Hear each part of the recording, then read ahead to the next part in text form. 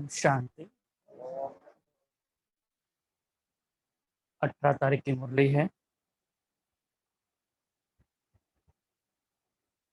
और जिस संपूर्ण विषय पर बाप दादा ने मुरली चलाई है वो है सदा उत्साह में रहकर उत्सव मनाओ। सदा उत्साह में रहकर उत्सव मनाओ।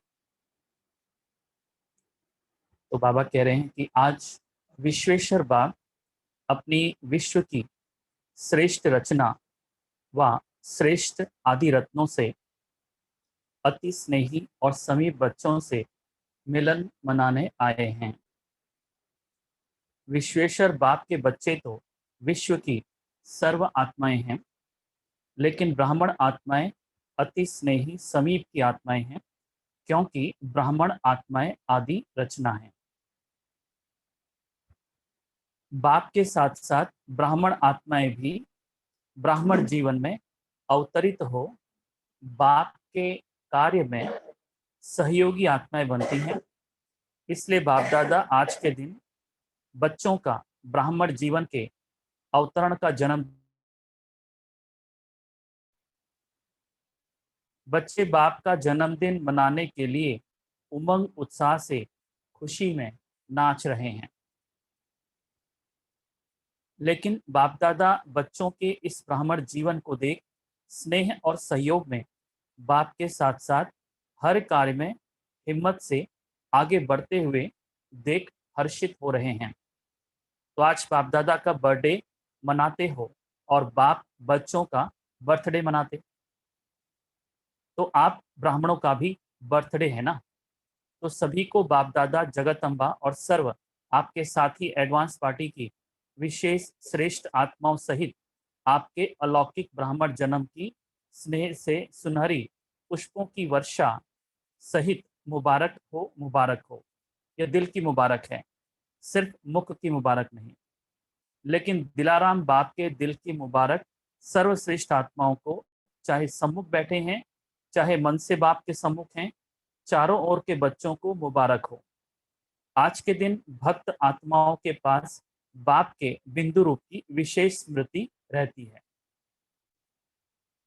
तो आप सोच रहे होंगे कौन सा दिन होगा, इसलिए रिवाइज कोर्स की मुरली की तारीख है 16/2/88। ये फरवरी की मुरली है।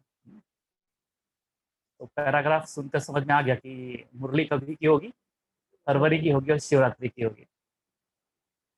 तो आज के दिन भक्त आत्माओं के पास बाप के बिंदु रूप की स्मृति विशेष रहती है।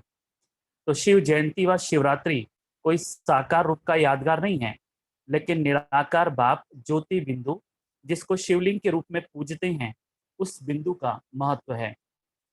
आप सभी के दिल में भी बाप के बिंदु रूप की स्मृति सदा रहती है। तो आप भी बिंदु, बाप भी बिंदु। तो आज के दिन भारत में हर एक भक्त आत्मा के अंदर विशेष बिंदु रूप का महत्व रहता है। बिंदु जितना ही सूक्ष्म है उतना ही शक्तिशाली है, इसलिए बिंदु बाप को ही शक्तियों के, गुणों के, ज्ञान के सिंधु कहा जाता है। तो आज सभी बच्चों के दिल में जन्मदिन की विशेष उत्साह की लहर बाप दादा के पास अमृत वेले से पहुंच रही है। तो जैसे बाप आप बच्चों ने विशेष सेवा अर्थ व स्नेह स्वरूप बन बाप का झंडा लहराया। बाप ने कौन सा झंडा लहराया? आप सभी ने तो शिव बाबा का झंडा लहराया। बाप क्या यह झंडा लहराएंगे? यह सेवा के साकार रूप की जिम्मेवारी बच्चों को दे दी। बाप ने भी झंडा लहराया, लेकिन कौन सा, कहाँ लहराया? बाप दादा ने अपने दिल में सभी बच्चों की विशेषताओं के स्नेह का झंडा लहराया। कितने झंडे लहराए होंगे? तो इस दुनिया में इतने झंडे कोई लहरा नहीं सकता। तो कितना सुंदर दृश्य होगा।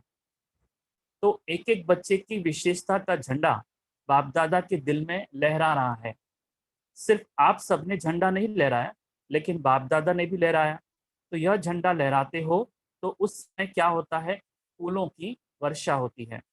बाप दादा भी जब बच्चों की विशेषता का स्नेह का झंडा लहराते हैं तो कौन सी वर्षा होती है? हर एक बच्चे के ऊपर अविनाशी भव, अमर भव, अचल अडोल भव, इन वरदानों की वर्षा होती है। माना बाबा कह रहे हैं बाप दादा भी जब बच्चों की विशेषता का स्नेह का झंडा लहराते हैं तो कौन सी वर्षा होती है? तो बाबा ने कहा कि मतलब जब बातें इमर्ज होती हैं या बाबा उन विशेषताओं को याद करते हैं, उन विशेषताओं के स्नेह से झंडा लहराते हैं, तो बाबा कहते हैं कि 3 वरदानों की वर्षा होती है, अविनाशी भव, अमर भव और अचल अडोल भव। यह वरदान ही बाप दादा के अविनाशी अलौकिक पुष्प हैं। बाप दादा को इस अवतरण दिवस की अर्थात शिव जयंती दिवस की बच्चों से भी ज्यादा खुशी है, खुशी में खुशी है, क्योंकि यह अवतरण का दिवस हर वर्ष यादगार तो मनाते हैं, लेकिन जब बाप का साकार ब्रह्मा तन में अवतरण होता है तो बाप दादा को इसमें भी विशेष, शिव बाप को विशेष इस बात की खुशी रहती है, कितने समय से अपने समीप स्नेही बच्चों से अलग परमधाम में रहते, चाहे परमधाम में और आत्माएं रहती भी हैं, लेकिन जो पहली रचना की आत्माएं हैं, जो बाप समान बनने वाली सेवा के साथी आत्माएं हैं, वह कितने समय के बाद अवतरित होने से फिर से आकर मिलती हैं। तो कितने समय की बिछड़ी हुई श्रेष्ठ आत्माएं फिर से आकर मिलती हैं। तो अगर कोई अति स्नेही बिछड़ा हुआ मिल जाए तो खुशी में विशेष खुशी होगी ना। तो अवतरण दिवस अर्थात अपनी आदि रचना से फिर से मिलना। आप सोचेंगे कि हमें बाप मिला और बाप कहते हैं कि हमें बच्चे मिले, तो बाप को अपने आदि रचना पर नाज है। आप सब आदि रचना हो ना, क्षत्रिय तो नहीं हो। सभी सूर्यवंशी आदि रचना है। ब्राह्मण सो देवता बनते हैं ना, तो ब्राह्मण आत्माएं आदि रचना है। अनादि रचना तो सब हैं, सारे विश्व की रचनाएं हैं, लेकिन आप अनादि और आदि रचना हो तो डबल नशा है। अनादि बाबा उन आत्माओं को कह रहे हैं जो विश्व की हैं, और आदि बाबा हम बच्चों को कह रहे हैं। अब बाबा कहते हैं जो विश्व की आत्माएं हैं वो सिर्फ अनादि हैं, और हमारे में विशेषता क्या है, हम अनादि भी हैं। अनादि मतलब आत्मा रूप में अनादि भी हैं, और देवता रूप में हम आदि हैं। इस सृष्टि के आरंभ में हमारा इस सृष्टि पर जन्म होता है, तो उस रूप में हम आदि हो गए। आदिकाल से हम हैं, इस सृष्टि के 5000 साल के आदिकाल से हम यहाँ पर हैं। और अनादि मतलब परम धाम में भी है। तो इन दो विशेषताओं के साथ बाबा ने कहा कि तुम विश्व की जो तमाम आत्माएं हैं उनसे भिन्न हो। आज के दिन बाप दादा विशेष एक स्लोगन दे रहे हैं। आज के दिन को उत्सव का दिन कहा जाता है। शिवरात्रि व शिव जयंती उत्सव मनाते हैं। उत्सव के दिन यही स्लोगन याद रखना कि ब्राह्मण जीवन की हर घड़ी उत्सव की घड़ी है। अब बाबा कह रहे हैं उत्सव के दिन यही स्लोगन याद रखना कि ब्राह्मण जीवन की हर घड़ी उत्सव की घड़ी है। ब्राह्मण जीवन अर्थात सदा उत्सव मनाना, सदा उत्साह में रहना, और सदा हर कर्म में आत्मा को उत्साह दिलाना। उत्साह एक बहुत वंडरफुल चीज है। पहली बात तो ये हर किसी के नसीब में नहीं होती है। अक्सर जो उत्साह है वो दुख में बदलता हुआ हम देखते हैं। आज दुनिया में बहुत सारे काम उत्साह में करते हैं। बेटी की शादी हुई बहुत उत्साह में, बेटे की शादी की उत्साह में, लेकिन बहू ऐसी मिली सारा उत्साह खत्म।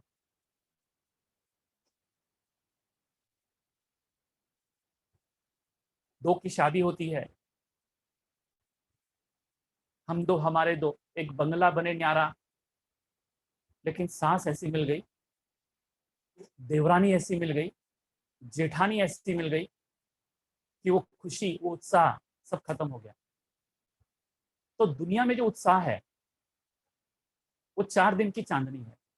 तुम कोई भी उत्साह ले लो, तुम कितना डंके की चोट पर उत्साह हो जाओ, दुनिया का हर एक्टिविटी, जो भी जिस भी चीज से भी आपका उत्साह है, जिससे भी आप कनेक्ट करते हो, जो भी उत्साह दुनिया से कनेक्टेड है, संसार से कनेक्टेड है, भले आप उसमें कितनी भी खुशी मिल जाए आपको, लेकिन वो खुशी ज्यादा दिन टिकती नहीं है। तो वो जो घटना घटी आपके जीवन में जिससे आपको उमंग उत्साह मिला था, फिर उस घटना से उमंग उत्साह मिलना बंद हो जाता है। ये ऐसा ही है कि गन्ना आपको मिला, आपने खूब चूसा, चूसते चूसते गन्ना खत्म हो गया, उसमें रस खत्म हो गया, अब उसमें से वो स्वाद नहीं आता है। तो कई बार आपको ऐसा लगता है कि दुनिया का ये जो उमंग उत्साह है, दुनिया में जो कर रहा हूँ उससे आपको बहुत उमंग उत्साह मिलता है, और ऐसे कई बार बार बार नए नए तरीके से आप उस उत्साह को बटोरने की कोशिश करते हो। पर इस प्रकार की आदत शराब के नशे की तरह है। आपको दुनिया का उत्साह, उसकी आदत पड़ जाती है, उसका नशा पड़ जाता है और आप उस टाइप के उत्साह कह रहा हूँ, इस टाइप के उत्साह आपकी डिमांड आपके माइंड में ज़्यादा होने लगती है। आपका मन ज़्यादा से ज़्यादा इस टाइप के उत्साह की डिमांड करता है और इसमें एक चीज़ आप गँवा बैठते हो, स्वयं के स्वयं से मिलन का जो उत्साह है, वो आपके आपके झोली में कभी नसीब नहीं होता है। आप हमेशा किसी न किसी से फिर दुखी रहोगे। क्योंकि जितना आप दुनिया से चाहोगे कि दुनिया की किसी एक्टिविटी से आप बहुत उत्साहित होते हो, आपको बहुत खुशी मिलती है, ये एक तरीके से आप अपनी रियल खुशी की हत्या कर रहे हो। रियल खुशी को मार रहे हो आप और संगम युग के अंत तक आप परेशान ही रहोगे। सवाल ये नहीं है कि आप मुरलियाँ कितनी सुन ली हैं। मुरलियाँ सुनना कोई बहुत बड़ी बात नहीं है, कोई बहुत बड़ी बात नहीं। ये ईज़िली अचीवेबल है। लेकिन वो उत्साह जो केवल मैं के साथ पनपता है, जो केवल मैं की अनुभूति में पनपता है, वो उत्साह जो है, बहुत कम लोगों को नसीब होता है और अपने यज्ञ में ऐसा उत्साह बहुत कम लोगों को नसीब है, जो इस वजह से खुश नहीं है कि बाहर क्या हो रहा है, जो इस वजह से खुश हैं, जो जिनकी खुशी भीतर कुछ घटी है, कुछ घटा है, कुछ बारिश हुई है, तो वो कहीं भी खुश हैं। और एक है कि आपके पड़ोसी ने कुछ कह दिया, सारा 20 साल का ज्ञान गटर में चला गया। कहाँ चला गया? गटर में। और यहाँ रोज बाबा कहता है, मेरे लाडले बच्चे, मेरे मीठे बच्चे, आदि रत्न बच्चे, वो सब दिमाग से निकल जाता है, क्योंकि हम मुरली केवल दिमाग से सुनते हैं और मैं का मिलन हमको समझ में ही नहीं आता है। बहुत मोटी बुद्धि है हम, महीन नहीं है, मोटी बुद्धि है। तो हमको समझ में ही नहीं आता ये मैं के मिलन का उत्साह होता क्या है। हम तो आजकल उसी उत्साह को जानते हैं जो बाहर से मिलता है, जो बाहर दिखता है, जो बाहर घटता है। तो वो जो बाहर घटता है, उससे बहुत दिन तक आप खुशी को चूस नहीं सकोगे, उससे बहुत दिन तक आप खुश नहीं रह सकोगे। जो भीतर घटता है, वो रात दिन उस खुशी में रह पाओगे। सोना भी खुश में, जागना भी खुश में, खाना भी खुशी में होता है। ये खुशी तुम्हारी कोई बाहर की फिजिकल एक्टिविटी नहीं है, ये भीतर एक कुछ घटना घटी है। और ऐसे जो खुशनसीब हैं, वो अपने यज्ञ में उंगली पर गिनने में लायक है, वो केवल उंगली पर गिने जा सकते, ज्यादा ज्यादा लोगों को नसीब नहीं होता। एवरेज एवरेज जो बीके है, उसको ये नसीब नहीं होता है, क्योंकि वो एवरेज ही रहना चाहता है और उसने अपने संस्कार ही ऐसे बनाए हैं कि वो एवरेज से ज्यादा उठ नहीं सके। उसकी डेली एक्टिविटी देखिए, उसका टारगेट देखिए, उसका उद्देश्य देखिए, उसका उसका लक्ष्य देखिए, वो उसे एवरेज से ऊपर उठने ही नहीं देगा। और एक है एवरेज, उनके लिए क्या है? एवरेज उनके लिए जेल है। वो कहते नहीं,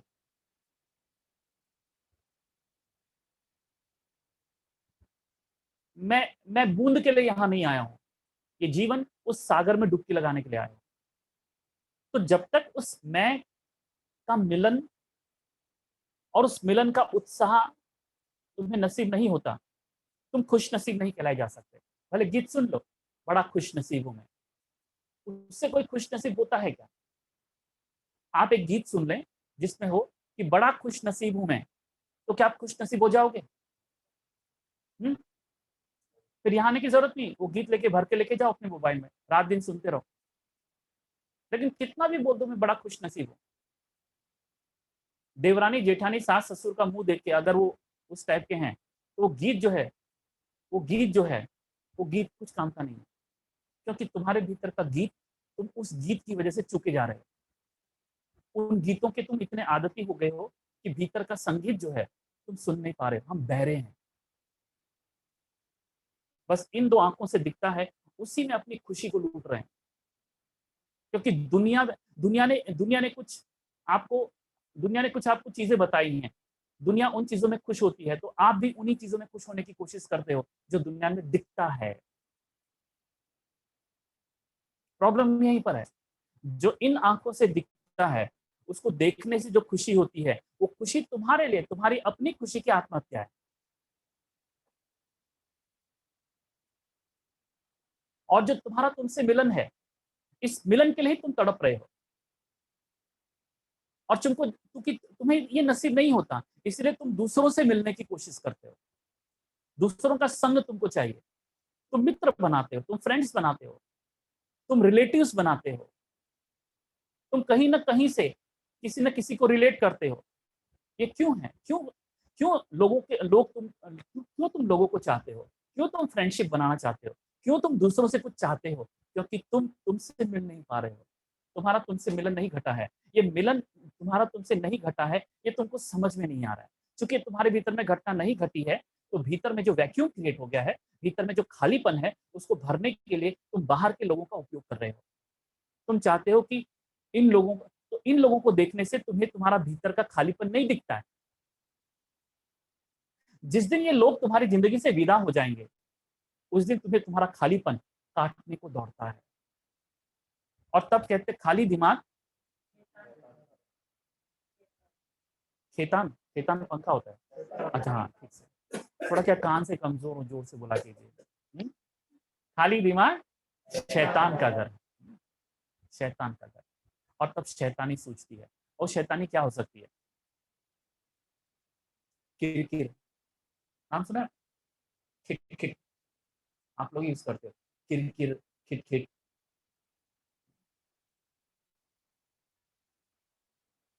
भौंकते रहते हैं जिंदगी सारा दिन। रिटायर हो गए, अब भौंकते रहते हैं।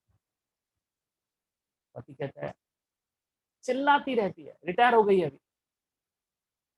अब वो वहां जैसे अपने चपरासी को बोलती थी, मेरे को भी वैसी बोलती है, पानी ला।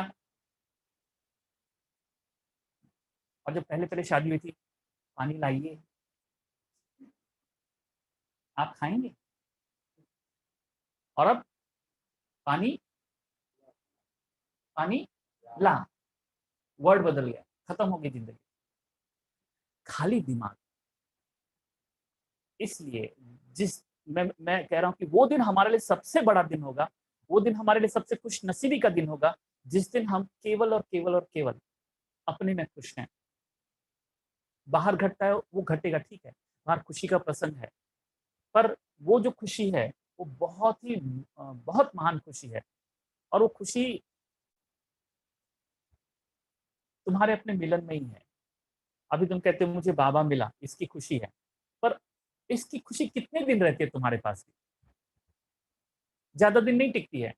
हम सबको बाबा मिला है, कौन कहता है यहाँ पर कि मेरे को बाबा नहीं मिला है? कोई हाथ खड़ा करे जो जो कहता है मेरे को बाबा नहीं मिला। सबको बाबा मिला है, पर हम में से कई लोग दुखी हैं, रोते रहते हैं। बाबा मिलने की खुशी है ही नहीं आपको, ये तो केवल लिहाज के तौर पर आप बोल देते हो कि मेरे को बाबा मिला, इसकी बहुत खुशी है। नहीं, आंखों में अभी भी आंसू हैं, गम के, खुशी के नहीं। तुम्हारी आंखों में खुशी के आंसू होने के, तुम गम के आंसू अभी भी रो रहे हो, आंसुओं की धार तुम्हारे गम से। और उन आंसुओं में क्या है? तुम्हारे अपने बच्चों के, तुम्हारे पोतों के, तुम्हारी बेटी के, तुम्हारे बहुओं के, वो सारे दुख। और इसका एक ही कारण है, अभी भी तुम उमंग उत्साह को बाहरी व्यक्तियों पर थोप रहे हो, अभी भी तुम्हारे अंदर में खालीपन है, अभी भी तुम्हारा तुमसे मिलन नहीं हुआ है, इसलिए दुख कंटिन्यू रहेगा, दुख कंटिन्यू रहेगा। तो अपने आप से मिलन की घटना अगर तुम नहीं घटा सकते हो, तो तुम साधक नहीं हो, तुम अपने लिए बाधक हो। तुम साधक नहीं हो, अपने पुरुषार्थ के लिए बाधक हो। तुम सुन नहीं रहे हो, तुम बह रहे हो। इन आंखों से तुम इतने संसार में गुम हो गए हो, संसार की खुशियों, संसार जिसको खुशी कहता है, कि अब वही खुशी तुम्हारी रियल खुशी के लिए एक बहुत बड़ा पर्दा हो गया है।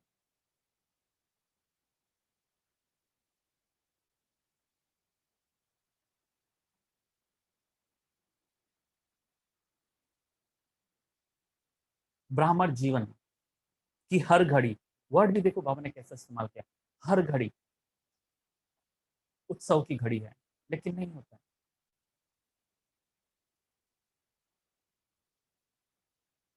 हम तो टाइम देखते हैं, मुरली का टाइम हो गया पूरा।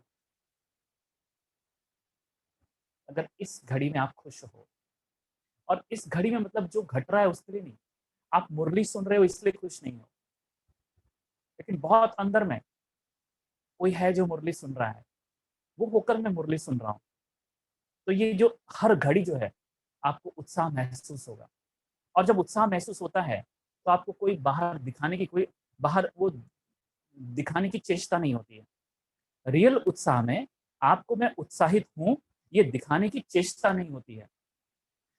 मतलब ये हुआ, जब आपका उत्साह खोटा है, जब आपको अपने उत्साह पे डाउट है, जब आप एक पाखंडी हो, तो आप अपने उत्साह को दिखाने की पूरी कोशिश करते हो। सामने वाले को आप ये कोशिश करते हो कि मैं उत्साह में हूँ, और सामने वाला कन्विंस हो जाए कि मैं उत्साह में हूँ, और सामने वाले के मुख से ये स्टेटमेंट मेरे निकले कि आप बड़े उत्साह में हो आज। रियल उत्साह में ये जो बाहर एक्सपोज या एक्सप्रेस करने की जो अंदर में नकली चेष्टा है वो खत्म हो जाती है, क्योंकि उत्साह जो अनुभूति है अपने आप में काफी है, वो उसके अपने तरीके होते हैं प्रकट होने के। तुम दिमाग से उस उत्साह को प्रकट नहीं करा सकते हो, और अक्सर हम अपने उत्साह को इसी तरीके से प्रकट कराते हैं। हम कोशिश करते हैं कि लोगों को मालूम पड़े कि हमको एक ऐसे व्यक्ति मिला है जिससे बहुत खुशी होती है, क्योंकि हर वक्त यही कहा जाता है, इससे मुस्कुराहट है।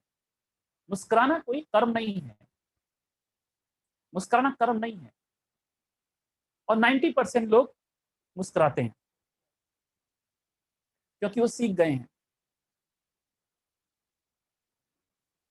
और अक्सर हम मुस्कुराना सीख गए हैं, मुस्कुराहट तो है ही नहीं हमारी जिंदगी में, क्योंकि मुस्कुराहट का संबंध आपके चेहरे की मांसपेशियों से और होंठों से बिल्कुल नहीं है। मुस्कुराहट का संबंध आपकी अपनी भीतर की घटना से है, और यही घटना तो नहीं घटती है बीके लाइफ में। बाहर सब कुछ घटा देते हो आप, बाहर सब कुछ चेंज कर देते हो आप, अपना उठना बैठना ढांचा खाना सोना सब कुछ, लेकिन भीतर में कुछ नहीं घटता है। भीतर में सूखा रेगिस्तान होता है। बाहर की कभी कभी कुछ कुछ घटनाएं आपको खुशी दे देती हैं, कभी कोई दिवाली, कभी कोई होली, कभी कोई बर्थडे प्रोग्राम, इसमें तुम खुश हो जाते हो, थोड़े दिन तक उसकी यादें रहती हैं, लेकिन ये भी क्षणभंगुर है, क्योंकि अब ये दिवाली होली नहीं होगी, अब तो विनाश की दिवाली होने वाली है। विनाश की दिवाली, विनाश की होली होगी। और तो हमने अपने दिमाग में उसी टाइप की होली बना रखी है। इसलिए कह रहा हूं कि यज्ञ में बहुत अभी भी खाली है, अंदर में कुछ नहीं हुआ है। बाहर में बाहर में बहुत कुछ दिख रहा है, पर भीतर में कुछ नहीं घटा है। मुस्कुराहट है होठों पर भीतर में मायूसी है, और ये मायूसी को हटाने के लिए ही हम बाहर की घटनाओं को घटित करते रहते हैं, कभी कुछ कभी कुछ कभी कुछ करते रहते हैं, क्योंकि लोगों ने कहा है बिजी रहो। बिजी रहना ट्रीटमेंट है, एक बीमार के लिए ट्रीटमेंट है। बिजी रहना एक बीमार के लिए ट्रीटमेंट है। बी क्रिएटिव एक ट्रीटमेंट है, because you are destructive, because if you are not creative you will destroy yourself. So that's why what you do, outside में you be creative, talk to someone, share करो उससे अपनी बातें, friends बनाओ, उनके group में जाओ, किसी नुक्कड़ पर बैठो, कोई क्लब ज्वाइन करो, गोलगप्पे खाओ साथ में मिलके। क्या खाओ? गोलगप्पे। बिजी रहो, क्योंकि तुम रोगी हो। और अगर तुमको बिजी रहने में अच्छा लगता है तो तुम रोगी हो, निरोगी नहीं हो। निरोगी मतलब कुछ न करते हुए भीतर में अति आनंद। तुमसे बात करके मुझे आनंद मिला ये नहीं, कोई फंक्शन अटेंड करके मुझे मिला नहीं, मेरे भीतर में हर घड़ी, स्टेटमेंट बाबा का है, हर घड़ी फंक्शन हो रहा है। इस अवस्था तक बहुत कम बाबा के बच्चे पहुंचे, इसलिए मेजोरिटी आज तारीख तक आंखों का रोना रो रहे हैं। मेजोरिटी तक गम है उनके अंदर में, और जैसे जैसे समय बढ़ता जा रहा है अपने बीके में जो रोगी बीके हैं वो प्रत्यक्ष होते जा रहे हैं। निरोगी भी हो जाएंगे, निरोगी भी प्रत्यक्ष होंगे, क्योंकि एक ही तरीका है उसका, तुम्हारा तुमसे मिलन।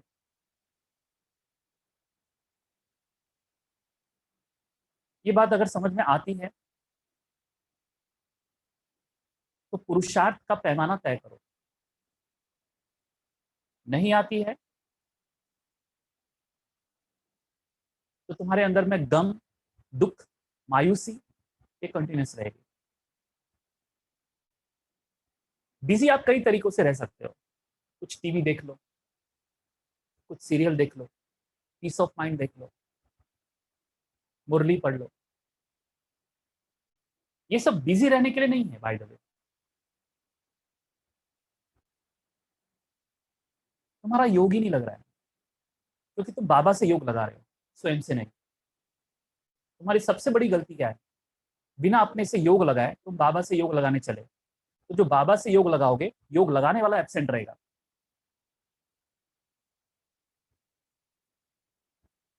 तुम्हारा स्वयं से कनेक्शन टूटा है, तुम बाबा से कनेक्ट करते हो अपने आप को, तो जो बाबा से कनेक्शन जो आपका जुटा है उससे शक्ति कुछ नहीं मिलेगी। वो सिर्फ एक बाहर का कर्म होगा, कर्म। तुम कर्म कर रहे हो, योग नहीं कर रहे हो, कर्म कर रहे हो। बाबा को याद करने के बाद शक्ति की महसूसता क्यों नहीं होती है?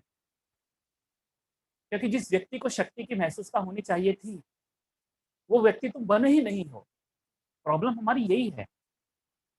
हम सब बाबा के बच्चे यहाँ पर बैठे हैं, हम बाबा को याद करते हैं, हम बहुत याद करते हैं बाबा को, उसका आउटपुट कुछ नहीं निकलता है। क्यों? क्योंकि तुमने अपने आप को ये इनपुट नहीं दिया है कि मेरा मैं कि मैं हूं कहां, मैं सही जगह पर नहीं हूं।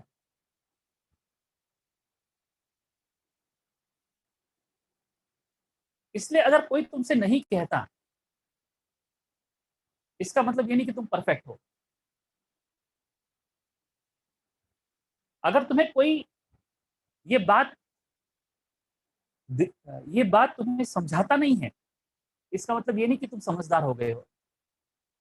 तुम थोड़ी देर तक अगर कोई तुम्हें नहीं बोले, ये चोट तुमको नहीं पहुंचाए, तो तुमको भ्रम हो जाता है कि I am perfect, what ever I am doing it's enough.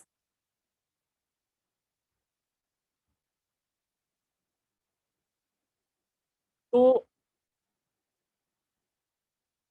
बहुत बाबा को याद करने वाले यहाँ पर बैठे हुए हैं, यज्ञ में बैठे हुए हैं, बैठे रहते हैं, आउटपुट कुछ नहीं है, परिवर्तन कुछ नहीं है, संस्कार परिवर्तन कुछ नहीं है। कारण क्या है? कारण क्या है कि बाबा को याद करने वाला हमेशा एब्सेंट रहता है और हम बाबा को याद कर रहे हैं। और इसके कारण योग जिसको हम कहते हैं, वो योग योग नहीं होता है, वो रोग होता है। तुम रोगी बने रहते हो, योगी बनते ही नहीं हो संगम योग में।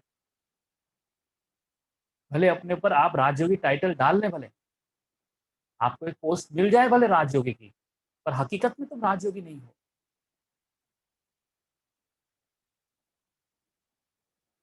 उसका कारण ही यही है।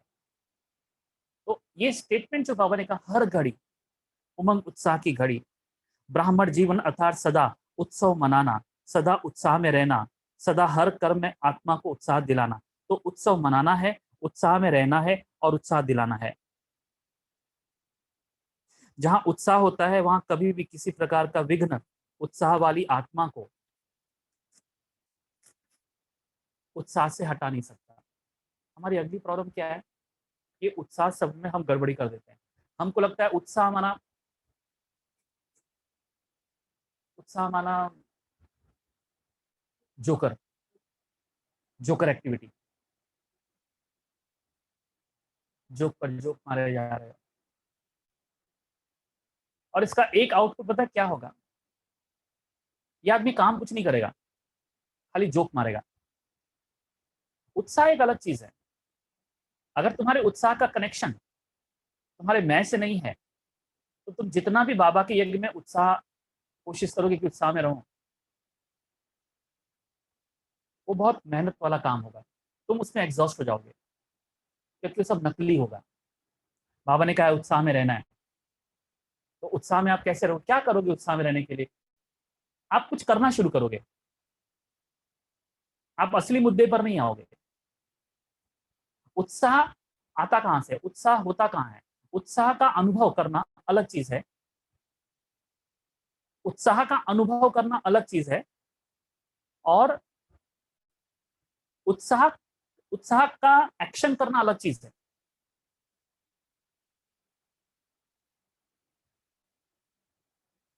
तुमने हमने मान रखा है कि उत्साह माना कुछ स्पेशल काइंड ऑफ एक्टिविटी, हंसते रहने का, बोलने का, उससे बात करना है, बाबा का ज्ञान बड़बड़ बड़ करते रहने का, सेवा में भी बीच बीच में जहां जरूरत नहीं है वहां भी बाबा का ज्ञान बोल देने का। ऐसे कई आपको मिल जाएंगे, जहां जरूरत नहीं है वहां भी बाबा का ज्ञान अटैच करते रहेंगे। अब जैसे यहाँ पे मूर्ति है, हाथ लगा टूट गया, तो तुरंत बोलेंगे कुछ नहीं ये तो ड्रामा में नूंद है, अरे चुप रहे, ज्यादा क्यों बड़बड़ करता है, टूट गई छोड़ो ना। वो हम अंदर में मान लेंगे, वो बाकी बात अलग है। हाँ, मूर्ति टूटने से कोई रोने धोने लग गया है, कोई परेशान हो गया, उसको हम फिर बाद में समझाते हैं। बाकी यहाँ जरूरत नहीं है, टूट गया ना, ठीक है चलो साफ करके निकाल लो, काफी है। उस समय इतना टाइम नहीं है, तो ये सब 5,000 साल पहले भी हुआ था और आपने ही तोड़ा था। हाँ, तो जरूर आपका हिसाब किताब होगा। ये ड्रामा में नूंद है, कल पहले भी हुआ था, अगले 5,000 साल के बाद फिर से ये टूटेगा, ये बकवास चालू कर देगा। भैया तो अपना FM रेडियो बंद कर। मूर्ति टूटी है, साफ किया, कचरे के डिब्बे में डाल दिया, it's enough, next time I take care. और उस आत्मा को बताओ कि जस्ट टेक केयर, ध्यान यहाँ वहां नहीं भटकाओ। जब सेवा करते हो तो सेवा पर कॉन्सेंट्रेट रहो, इट्स ओके, वहां जरूरत नहीं है। जरूरत कहाँ है? जब तेरे को कोई थप्पड़ मारेगा तभी बोलना। क्या बोलना? ड्रामा में नून था, ये जो मेरे को थप्पड़ मारा गया है, ये जो मेरे को थप्पड़ मारा गया है, मैंने भी उसको थप्पड़ मारा था। तब दिमाग चलता ही नहीं है, क्योंकि वो थप्पड़ में इधर सुन्न हो जाता है, हक्का बक्का रह जाता है कि मेरे को थप्पड़, मुझे राजयोगी को थप्पड़ कोई मार सकता है क्या? कोई नहीं मार सकता मेरे को, तो मेरे को कैसे थप्पड़ मिला? हो गया ना, हो गया, ड्रामा हो गया। तो भैया जहाँ जरूरत नहीं है वहां ड्रामा, वहां ज्ञान नहीं ये करो। ज्ञान का मतलब होता है सुनाना कम, बनना ज्यादा। करनी बोले कथनी नहीं, कथनी चुप, करनी चिल्लाए। करनी को आवाज दो, कथनी को साइलेंट कर दो। तुम जो कर्म कर रहे हो, उस कर्म वो तुम्हारा कर्म बोले, तुम्हारा मुंह नहीं बोले। मुंह चुप, बाबा कहते हैं मुंह में क्या डाल दो? मुलहरा डाल दो, चुप, करनी से बोलो। और कहते भी action speaks louder than words. तो हर वक्त ज्ञान नहीं सुनाओ, आप ज्ञान मूर्त रहो, ये ज्यादा अच्छा है। जब आउटसाइडर को ज्ञान सुनाना हो वहां सुनाओ। पर ब्राह्मण परिवार में एज अ बीके सबको मालूम है ड्रामा में नूंद है। यहाँ कोई बैठा है जिसको मालूम है ये ड्रामा, ये पहली बार सुन रहा हो, सबको मालूम है ना, तो मैं रिपीट क्यों करूं? आपको भी मालूम है, मेरे को भी मालूम है, इट्स ओके। अब तुम इतना साइलेंट रहो, इस एक्टिविटी को इस तरीके से हैंडल करो कि सामने वाला बोले ड्रामा का इसको पूरा ज्ञान है। ठीक है, तुम्हें ड्रामा का ज्ञान है ना, तो तुम भड़कोगे नहीं, चिल्लाओगे नहीं, इट्स ओके, सामने वाले को समझाओ, दैट्स ऑल। ड्रामा स्वरूप बनो, ड्रामा का मुख से वर्णन नहीं करो, ड्रामा बन के दिखाओ। किसी ने तुमको, तुम्हारे किसी ने पीठ पीछे तुम्हारी कोई चुगली कर दी, अब तुम बौखला गए, ये ड्रामा है, तुरंत क्लिक होना चाहिए, तुरंत तुम उस स्थिति में ही हो। मैंने भी किया होगा, इट्स ओके, बोलने की जरूरत नहीं, तुमने अपने आप से अपने आप को समझा दिया। ज्यादा अच्छा है अपने आप को समझाओ, कम अच्छा है दूसरे को समझाओ, ये बहुत जरूरी है ब्राह्मण परिवार।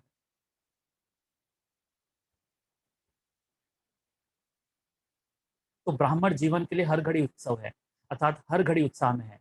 तो और कोई बातें आएंगी क्या? कोई भी हद के उत्सव में जाएंगे तो वहां क्या होता है? नाचना, गाना, खेल देखना और खाना, यही होता है। तो ब्राह्मण जीवन में उत्सव में सारा दिन क्या करते हो? सेवा भी करते हो, तो खेल समझ के करते हो ना, या बोझ लगता है?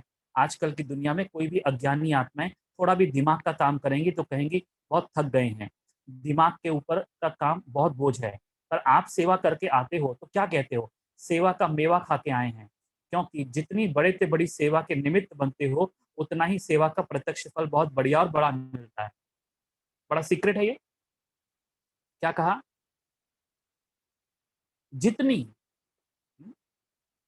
बड़े से बड़ी सेवा के निमित्त बनते हो,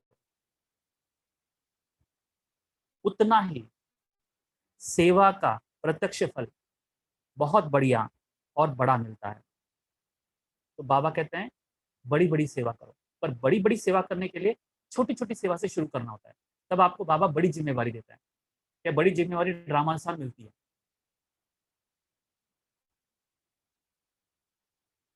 तो प्रत्यक्ष फल खाने से और ही शक्ति आ जाती है, खुशी की शक्ति बढ़ जाती है। इसलिए चाहे कितना भी शरीर का सख्त कार्य हो या प्लान बनाने का दिमाग का काम हो, लेकिन आपको थकावट नहीं होगी। रात है व दिन है, यह पता नहीं पड़ता है। अगर घड़ी आपके पास नहीं होती तो मालूम पड़ता क्या कि कितना बज गया। लेकिन उत्सव मना रहे हो, इसलिए सेवा उत्साह दिलाती है और उत्साह अनुभव कराती है। इसलिए सेवा में ये चेक करना है कि मेरे भीतर का जो उत्साह है वो समाप्त ना हो, क्योंकि उत्साह, शांति, आनंद, सुख, शक्ति सब कनेक्टेड है।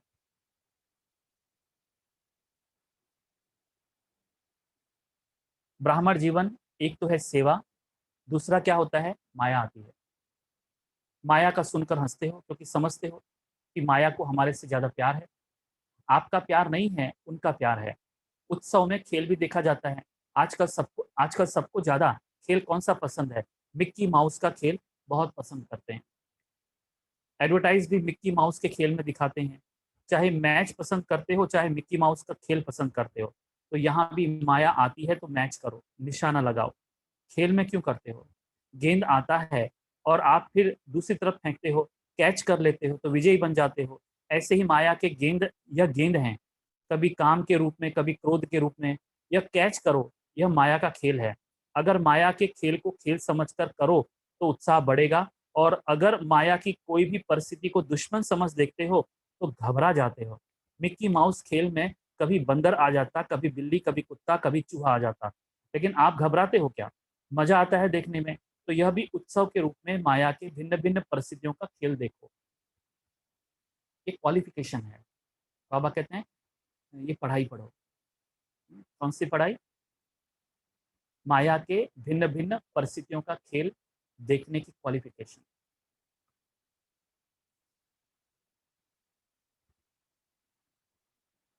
देखना, दर्शक, साक्षी भाव।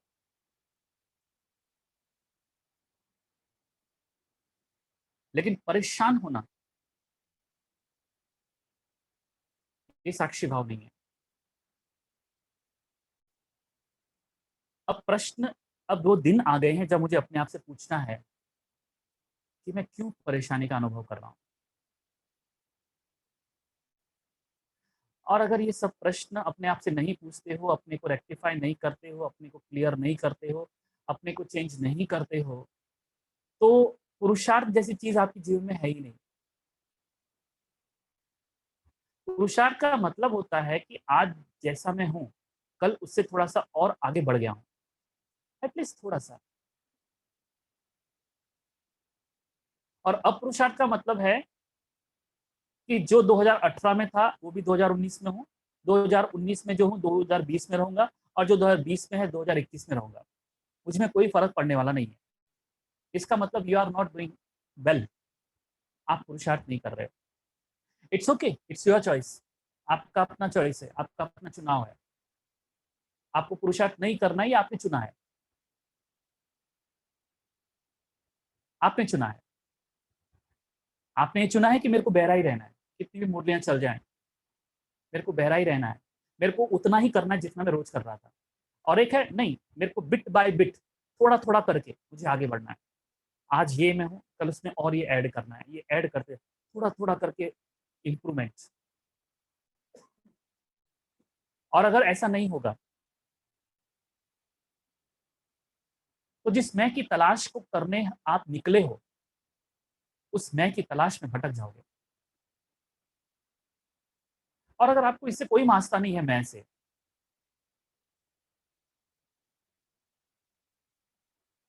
तो आने वाले दिन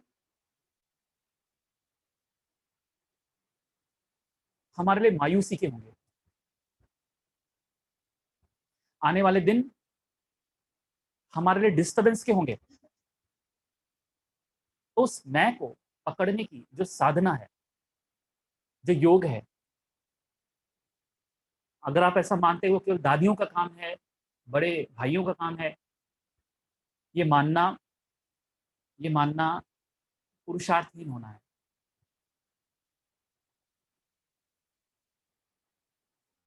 मनोरंजन समझो, चाहे शेर के रूप में आ जाए, घबराओ नहीं। यही स्मृति रखो कि ब्राह्मण जीवन की हर घड़ी उत्सव है, उत्साह है।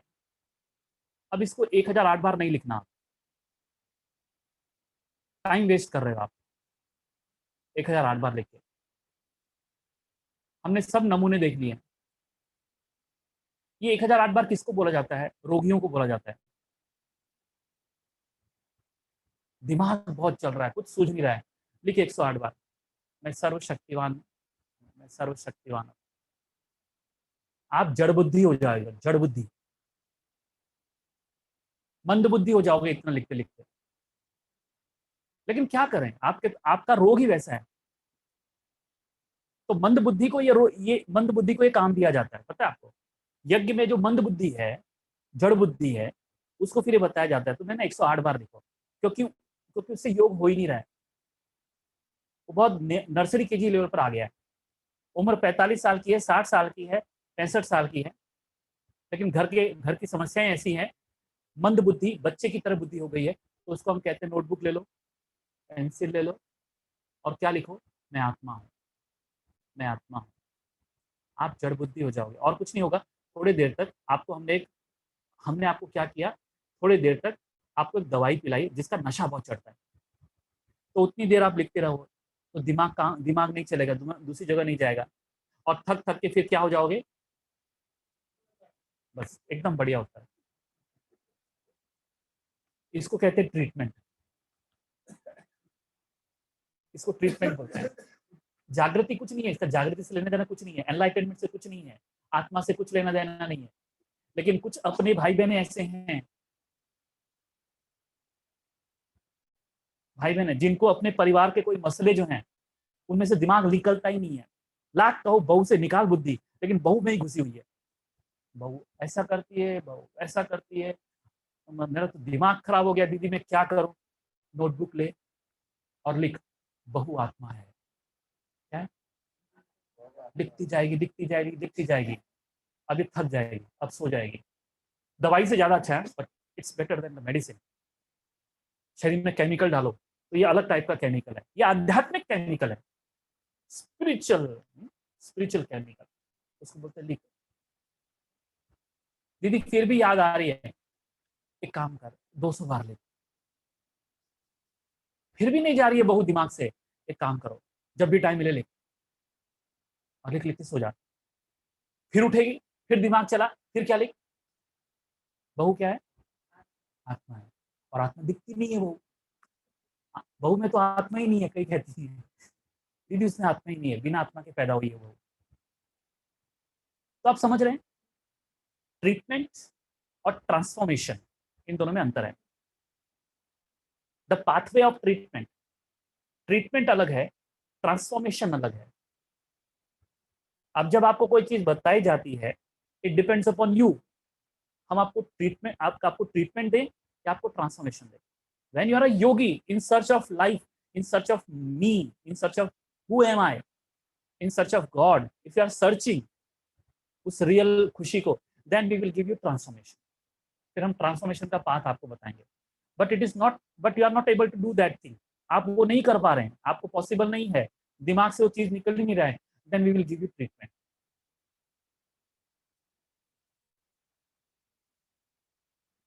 फिर हम ट्रीटमेंट देंगे आपको। शुरू शुरू में बाबा ने कहा यशोदा आत्मा है, treatment, then there was no need of treatment.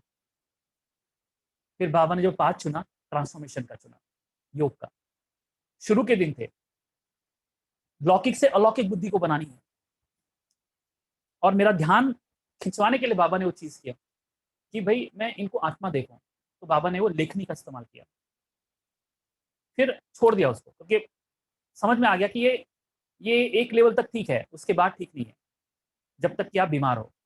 बाबा स्वस्थ होने लगे आध्यात्मिक रूप से, छोड़ दिया। देन बाबा ने ट्रांसफॉर्मेशन इस्तेमाल किया। फिर बाबा सुबह उठते हैं, 2:30 बजे उठते हैं, साइलेंस में बैठते हैं, देयर इज नो म्यूजिक, और उस साइलेंस में उसको कोशिश करते हैं ढूंढने, साइलेंस में सर्च करते हैं, साइलेंस में सर्च करते हैं, हु एम आई, मैं कौन हूँ। सुन तो लिया था मैं आत्मा हूँ, पर मालूम नहीं पड़ रहा है, मुझे लग रहा है ये मैं हूँ, पर ऐसा नहीं लगना चाहिए मेरे को। ये महीन बुद्धि, पुरुषार्थी बुद्धि, in search of who am I. और एक है जो कहती है, दीदी बेटे की शादी हुई लेकिन बहू ऐसी मिली, भाई ये नई नौकरी मिली लेकिन बॉस इतना परेशान करता है ना।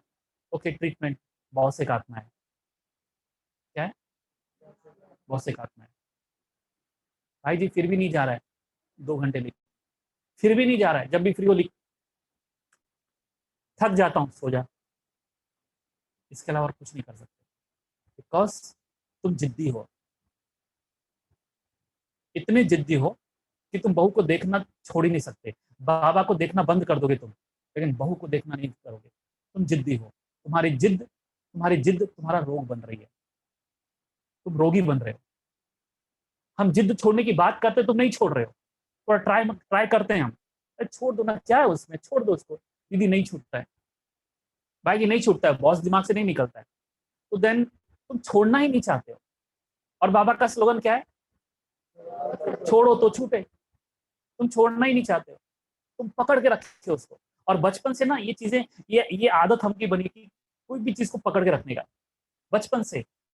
और ये आदत अब इतनी पक्की हो गई है, अब तुम्हारे बच्चे बड़े हो गए हैं, शादी हो गई है, उनके बच्चे हो गए, उनके पोते हो गए, तुम पकड़ पकड़ के रखते हो, कभी पोते को पकड़ लिया, कभी किसके पकड़।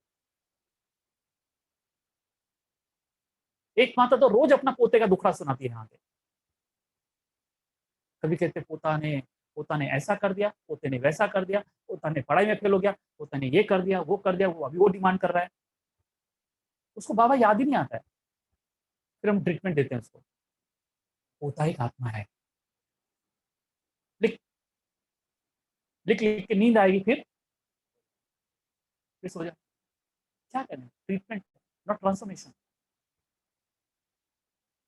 तो कहीं आप भी ऐसा नहीं हो जाओगे।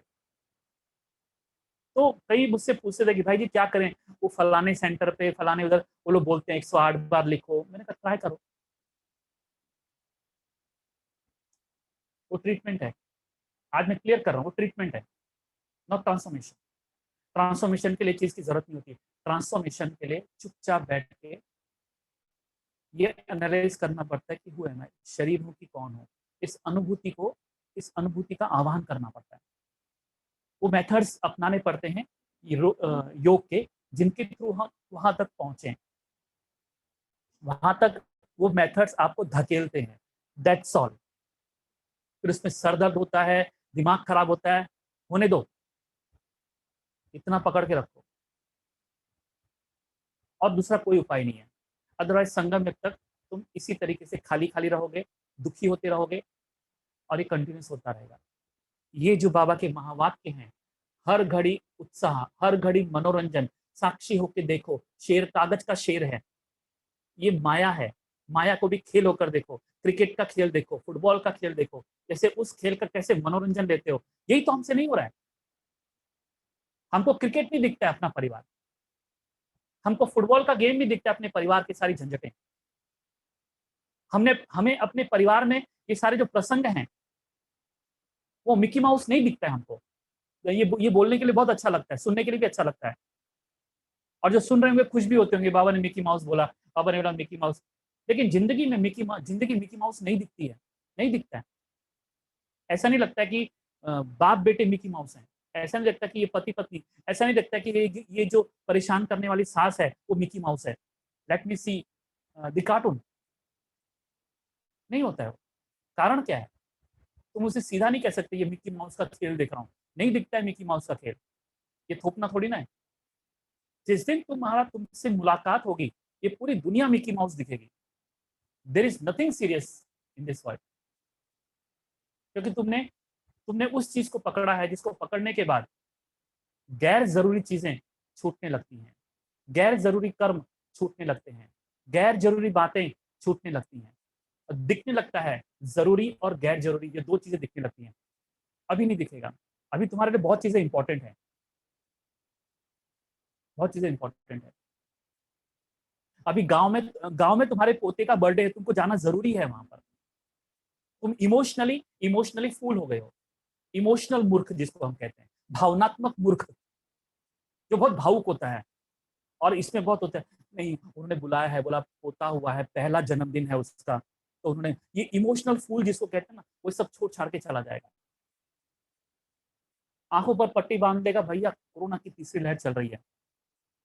हम कईयों को मना करते हैं, लेकिन जाते हैं और उनको कोरोना होता ही है।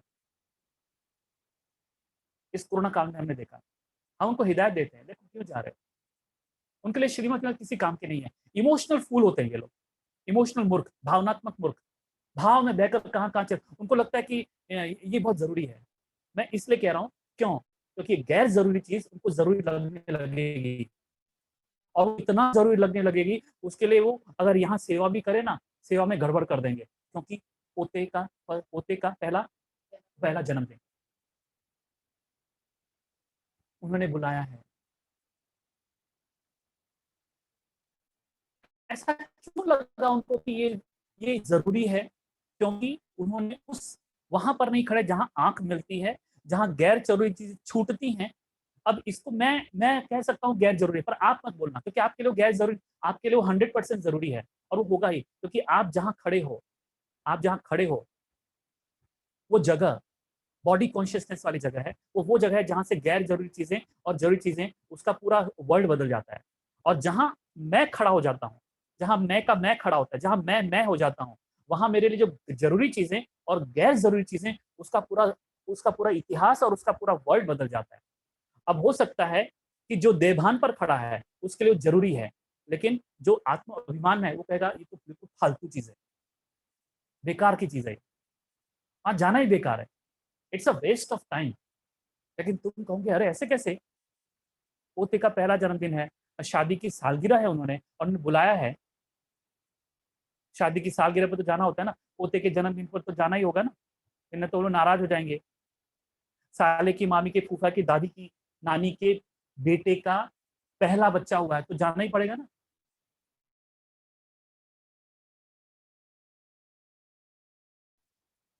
क्योंकि उनको आकाशवाणी हुई है आओ। तो गैर जरूरी चीजें तुमको बहुत जरूरी लगने लगेंगी, और जरूरी चीजें तुमको गैर जरूरी लग जाएंगी। इसलिए मैं कह रहा हूँ, अगर आप बॉडी कॉन्शियसनेस में हैं, आपकी गैर जरूरी चीजें और जरूरी चीज, इसका पूरा वर्ल्ड बदलेगा, आपकी डेफिनेशन पूरी अलग होगी। लेकिन जब आप मैं पर खड़े हो जाओगे, मैं हो जाओगे, उस दिन आपको लगेगा कितनी चीजें फालतू कर रहे हैं आप। आंख वही है, वही आपकी वो आंख है, वही आपका तीसरा नेत्र है।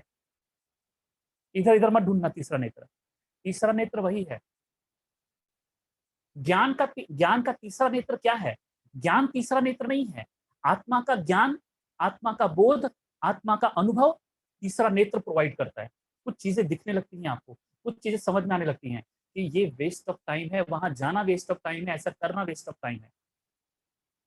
क्योंकि हम कितना भी कहें, आप हमारी नहीं सुनोगे, क्योंकि आपके लिए बहुत जरूरी, आपको लगेगा कि दीदी को, भाई जी को लौकिक का ज्ञान ही नहीं है, ये लौकिक जीवन में रहते ही नहीं है, इनको तो समझ में ही नहीं आएगा, तो वो मतलब ऐसे ही बोलेंगे। आप इस तरीके से सोचने लगोगे, आपकी सोच वहां तक जाएगी। उनको क्या मालूम रिश्ते क्या होते हैं, उनको क्या मालूम नाते क्या होते हैं, तुम भूल कर रहे हो। जब आदमी मैं पर खड़ा हो जाता है ना, उसको कई चीजें फालतू नजर आने लगती है, आपको नजर नहीं आ रहा है। प्रॉब्लम प्रॉब्लम किसका है? प्रॉब्लम है आंख का। एक को आंख मिल गई, एक को आंख नहीं मिली, एक अभी भी अंधा है, एक को तीसरा नेत्र मिल गया। तो तीसरे नेत्र से देखो जरूरी और गैर जरूरी क्या है, तीसरे नेत्र को डेवलप करो, विकसित करो, उसका विकास करो, यही रह गया है। यही आंख हमारी नहीं विकसित हुई है, हम अंधे के अंधे रह गए हैं। इसी आंख को विकसित करने का नाम है योग। तो पहला यहां से शुरू करो, मैं से, बाबा पर मत सीधा जंप करो, उस मैं का विकास करो, फिर आपको समझ में आएगा क्या चाहिए और क्या नहीं चाहिए। अदरवाइज कितना भी कुछ कर लो, कितनी भी प्रॉब्लम लेके आओ, सॉल्यूशन यही है, तुमको दिख नहीं रहा है। तुम्हारी आंखों में वो कभी कभी कलर ब्लाइंडनेस होता है। वो क्या होता है कलर ब्लाइंडनेस? क्या होता है वो मेडिकल टर्म में? What do you mean by colour blindness? क्या होता है उसमें? व्यक्ति को पर्टिकुलर कलर नहीं दिखता है, किसी को पीला नहीं दिखेगा, किसी को लाल नहीं दिखेगा, किसी को हरा नहीं दिखेगा, तो डॉक्टर वो उसके पास पेपर्स होते हैं अलग अलग कलर के। तो ऐसे ही हम कलर ब्लाइंडनेस हो चुके हैं, हमको सिर्फ एक ही कलर दिखता है, देहभान में हमको सिर्फ एक ही कलर दिखता है। लेकिन जब आप मैं के तीसरा नेत्र डेवलप होता है तो सारे कलर्स दिखने लगते हैं। पूरा जगत, पूरे जगत में फालतू काम क्या हो रहा है, मेरी लाइफ में मैं कितना फालतू काम कर रहा हूँ, आज तक मैंने कितने बेकार के काम किए, ये सब तीसरा नेत्र से कनेक्टेड है। अपने बीके में भी, इसलिए मैं कह रहा हूँ अपने बीके में भी सबको तीसरा नेत्र नहीं है, वरना हम हर किसी को लगता है व्हाइट कपड़ा डाल लिया माना तीसरा नेत्र मिल गया, ऐसा नहीं है। भोग खा लिया माना तीसरा नेत्र मिल गया, ब्रह्मचर्य का पालन किया माना तीसरा नेत्र मिल गया, 4 नियम पालन करे मतलब तीसरा नेत्र मिल गया, हर हर साल मधुबन में बाबा से मिलने जाता है मतलब तीसरा नेत्र मिल गया, सेवा कर रहा है मतलब तीसरा नेत्र मिल गया। नहीं भैया नहीं, इनसे तीसरे नेत्र का कोई कनेक्शन नहीं है। तीसरे नेत्र का कनेक्शन आपका खुद के खुद से है। आपका बहुत वो वैयक्तिक, वो बहुत वैयक्तिक घटना है जो अंदर घटती है, बाहर नहीं घटती है।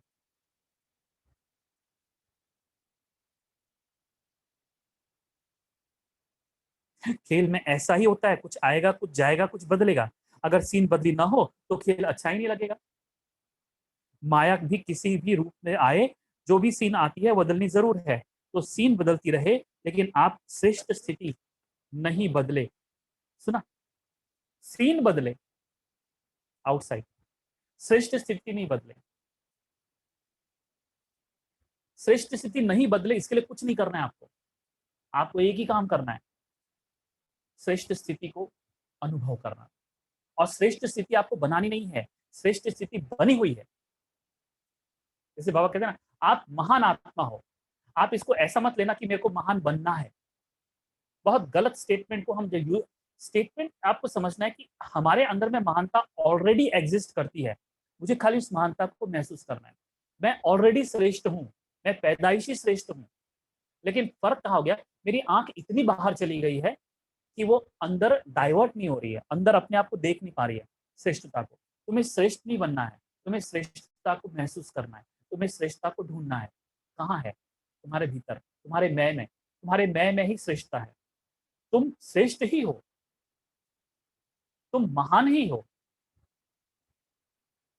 तुम कुछ भी बाहर से हाथ पैर मत हिलाओ, तुम सिर्फ योग के वो कुछ 2-4 दांव पेच इस्तेमाल करो, योग के कुछ 2-4 दांव पेच, उनका ऐसा इस्तेमाल करो कि तुम तुम्हारे मैं तक पहुंच जाओ। और ये जो बाबा बोलता है कि तुम श्रेष्ठ आत्मा हो, तुम महान आत्मा हो, तुम कल्याणकारी आत्मा हो, तुम मेरे नैनों का नूर हो, हर समान, हर समान, लाखों करोड़ों समान जो बाबा ने मुरलियों में दिए हैं, उस मैं की अनुभूति में पाओगे कि दे आर ऑलरेडी एग्जिस्टेड।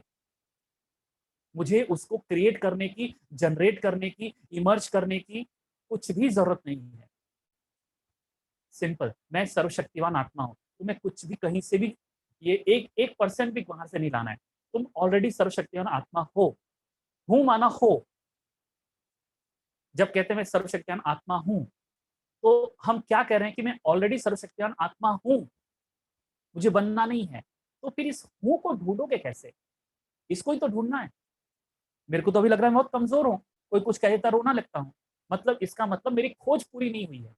मैंने खोजा ही नहीं है कि मैं सर्वशक्तिवान आत्मा हूं, मैंने सिर्फ बोला है। मैंने सिर्फ इस हवाओं में, मैंने सिर्फ इन हवाओं में अपनी आवाज को फैलाया है, अपनी आवाज को फैलाया इन हवाओं में। इन हवाओं में खाली मैंने आवाज करी है कि मैं सर्वशक्तिवान आत्मा हूं, मैंने ऐलान किया है, मैंने माइक पर बोल दिया है, मैंने करोड़ों मील तक अपनी आवाज फैला दी है कि मैं सर्वशक्तिवान आत्मा हूं।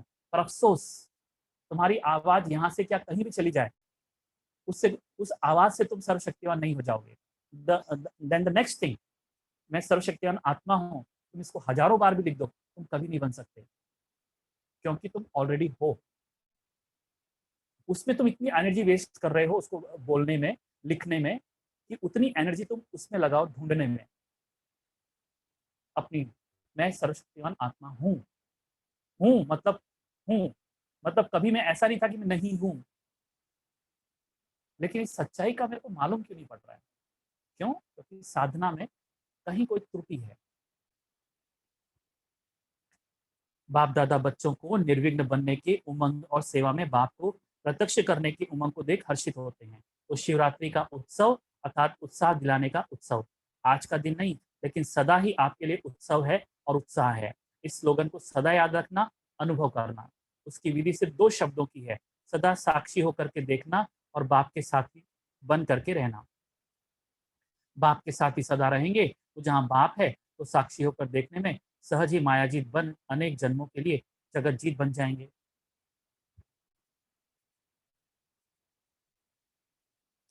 हर एक बच्चा अपनी शक्ति से भी ज्यादा सेवा में आगे बढ़ रहा है और बढ़ता ही रहेगा। सदा अनादि और आदि रचना के रूहानी नशे में रहने वाले, सदा हर घड़ी उत्सव मनाने वाले, सदा याद और सेवा के उत्साह में रहने वाले, सदा माया की हर परिस्थिति को खेल समझ साक्षी हो देखने वाले, सदा बाप के साथ हर कदम में साथी बन चलने वाले, ऐसे सर्वश्रेष्ठ ब्राह्मण आत्माओं को अलौकिक जन्म की मुबारक के साथ साथ बाप दादा का याद प्यार और नमस्ते। अभी अति स्नेही दिल तक नशीन बच्चों को पावन शिव जयंती की पदम गुणा याद प्यार और मुबारक हो। वरदान है,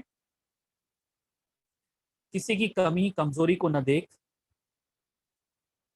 अपने गुण व शक्तियों का किसी की कमी कमजोरी को न देख, अपने गुण व शक्तियों का सहयोग देने वाले मास्टर दाता भव।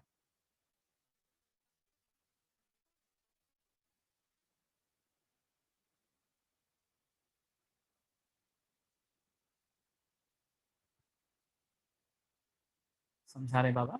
मास्टर दाता वह है जो सदा इसी रूहानी भावना में रहते हैं कि सर्व रूहें हमारे समान वर्षे के अधिकारी बन जाएं। किसी की भी कमी कमजोरी को न देख वे अपने धारण किए हुए गुणों का शक्तियों का सहयोग देते हैं।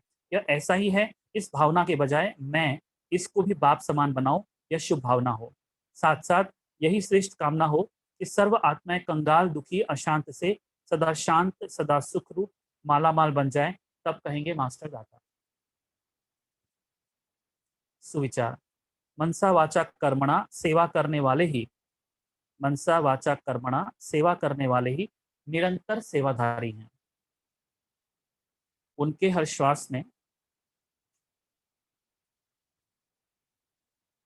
सेवा समाई हुई है।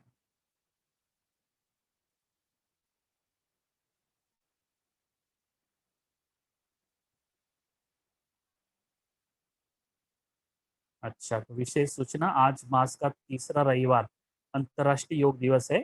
तो बाबा के सभी बच्चे शाम को 6:30 से 7:30 बजे तक विशेष अपने आकारी स्वरूप में स्थित हो, बाप दादा के साथ ऊंची लाइट की पहाड़ी पर खड़े हो, पूरे विश्व को पवित्रता की किरणें देकर प्रकृति सहित सर्व आत्माओं को सतोप्रधान बनाने की सेवा करें। लेकिन यहाँ पर जो टाइम होगा, ये तो चलो मधुबन से सूचना थी, पर यहाँ चूंकि हमारी एक्टिविटी थोड़े दिन से अलग है, तो यहाँ आज शाम को यहाँ पर 5:30 से 7 बजे तक योग और क्लास रहेगा। मतलब 5:30 से 6 योग रहेगा और 6 से 7 जो होगा वो क्लास रहेगा। सुंदर संसार मिलेगा, कभी सोचा नहीं था।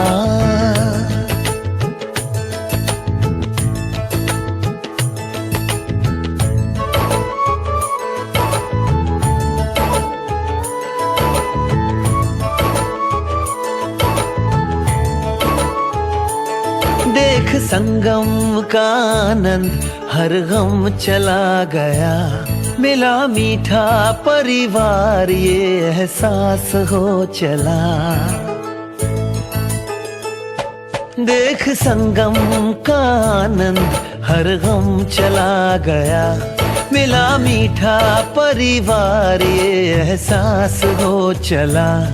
उजड़े जहाँ चमन में फिर से फूल खिलेगा, कभी सोचा नहीं था भगवान मिलेगा। स्वर्ग से भी सुंदर संसार मिलेगा, कभी सोचा नहीं था।